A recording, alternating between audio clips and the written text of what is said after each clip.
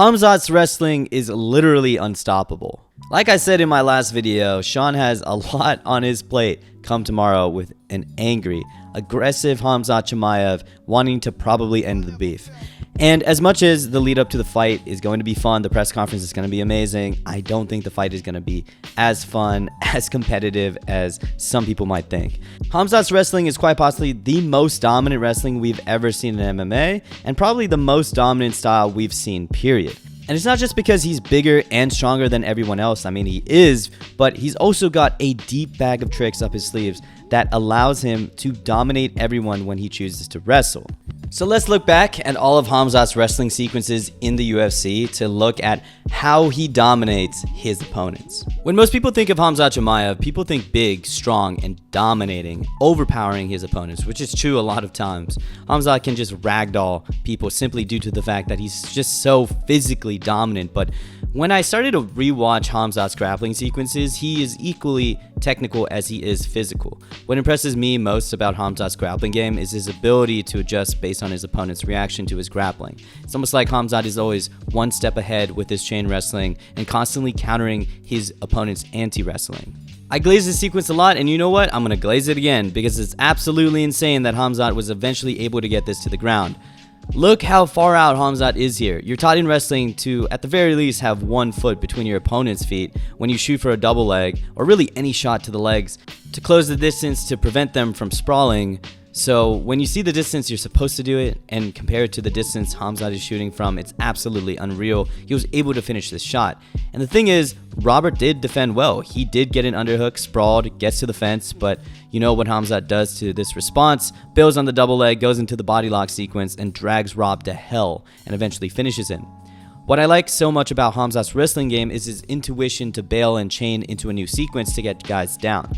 For most guys, if their go-to move doesn't get there, they will stay in a stalemate for far too long and just end up like this, stuck, and won't make the adjustment until a new round when their coach has told them what to do in the corner. But Khamzat, as soon as he sees something not working, he will make the adjustment on the fly and transition quickly in response to whatever his opponents give him. When Khamzat shoots on Kamaru here, Kamaru defends, but Khamzat stays attached to a single. Khamzat uses that to lift up Kamaru's leg to hook and kick out the other. Kamaru gets back up, but Khamzat stays attached with the body lock. He then sneakily takes out Kamaru's one leg with his legs to eventually topple over Kamaru and get his back. And that's exactly what I'm talking about. He's constantly bailing and going into the next sequence. Okay, the double leg doesn't work, I'm going to transition to a single leg. The single leg didn't completely take him over, so I'm going to transition to a body lock. And that's really his bread and butter. Going into a shot, and if that doesn't work, chaining together something grueling to keep up with using the body lock. Same thing kind of happens here. Khamzat goes for a blast double, DDP defends, Khamzat transitions to the body lock immediately, gets down to his knees to finish this takedown to get into side control. And finally, we have another beautiful sequence of this against Kevin Holland.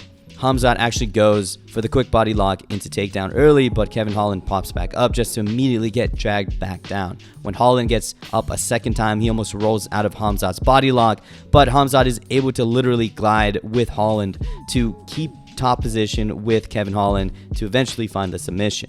And I think what doesn't get talked about when it comes to Khamzat's wrestling game is his ability to adapt and roll with his opponents so that he keeps top position. Ironically, it was Gamrot who was doing this masterfully against Arman, a teammate and friend of Khamzat. Look at the sequence here. Gamrot is in a tough position with Arman having just taken down Gamrot and trapped Gamrot's legs with his legs to prevent him from building a base. So what does Gamrot do in this position? He first elbows Arman hard, which forces Arman to close the distance with his head to prevent another hard elbow. But doing so leads him to lean forward, which Gamrot was hoping for because it allows him to use Arman's forward momentum while also grabbing his leg to roll out of this position, get the whizzer and posture up, and continues to do the same thing here as he rolls again to break the grip and find Arman's back. Khamzat knows that his opponents are going to try to use his momentum against him and will try to roll out. So he counters that counter by simply being aware and very athletic to keep top position. Gilbert tried to roll out of this body lock here, and Khamzat was keen to it, keeping a super tight body lock to not let Gilbert get space and roll on top, and instead he was the one to be quick enough to be rolling on top to maintain his dominant position. Dricus du Plessis didn't necessarily try to roll Khamzat, but he was trying to use Khamzat's momentum to his advantage and was so close to throwing Khamzat over the top of him. He literally had both of Khamzat's legs in the air and was that close to gator rolling out like Arman did to Dan, but Khamzat was quick to it, and being the athletic freak that he is, was able to literally bend over backwards to keep top position and twist over, the whole time maintaining the grip on Dricus du Plessis, which is so physically hard to do.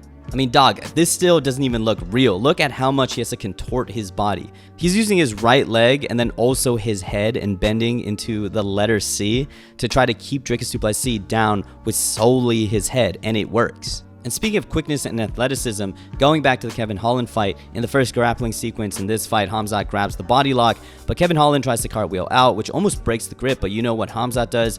Dude cartwheels with him, jumps over the back, and maintains the body lock all at the same time. And even when Kamaru was able to pop Khamzat over him when he got too high, which broke the body triangle, Khamzat adapted by flattening out Kamaru, attacking the back, and regaining the body triangle. His ability to stay attached to his opponent and relentlessly attack the next move, and the next move, and the next move to get his opponents to the ground is otherworldly. Sure, sometimes it just leads to boring control time, but if you slow that shit down and see how Khamzat is one step ahead, it's really impressive to see that Khamzat isn't just brute force. He's very, very technical and high IQ when it comes to responding to how his opponents respond. But I'm not gonna lie, sometimes Khamzat's game is just simply being stronger and bigger than his opponents. When Khamzat switches from the double to the body lock against Li Jingliang, he literally just picks up Li.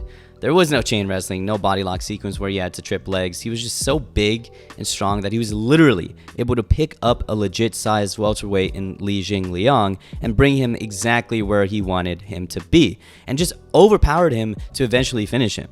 Sometimes that just happens with Khamzat. Normally when fighters are able to get the crucifix, it's because they timed stepping over their opponent's arms. What does Khamzat do? He literally grabs Dricus du Plessis' big ass arm and puts it in between his legs to finish the crucifix position and just wail on him. As technical as Khamzat has shown to be, sometimes he just doesn't need to use it. He's just strong as hell. So is there anything Sean Strickland can do this Saturday to try to slow down Khamzat's seemingly unstoppable wrestling? Realistically, no. Like I said in the last video, Sean Strickland has a really tough time defending things that start from the legs, and I think Khamzat's going to shoot for that double, probably get it the first time, and if he doesn't, he's still going to probably topple over Sean Strickland because Khamzat is so damn strong.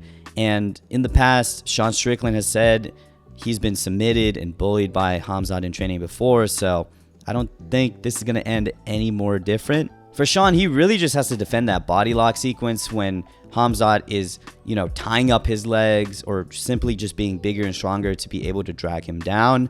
I heard a theory from Mighty Mouse that you kind of just have to let him get the body lock and then you pop your back or you cobra back to create space, turn around, and you kind of fight in the clinch. And this would be great for Sean Strickland because he's shown that he's able to defend takedowns really well in the clinch, and he's even able to body guys like Fluffy Hernandez in the clinch by digging in underhooks.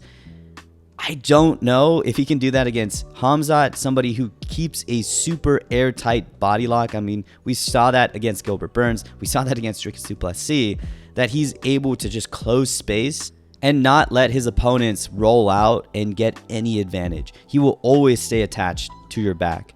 So yeah, Khamzat's wrestling seemingly looks unstoppable, and I don't know if Sean Strickland is the guy to change that. So anyways, what do you guys think about Sean Strickland's chances at slowing down Khamzat's seemingly unstoppable wrestling? Does he even have a chance? How does anybody in this division slow down Khamzat Chimaev's wrestling? Is it truly that unstoppable for anyone? I'd like to hear your guys' thoughts about the topics in today's video, and especially Khamzat's wrestling. And I can't wait to see what happens on Saturday, but I think it's going to be a shout out. Anyways, thank you guys for watching, always supporting, and I'll see you in the next one.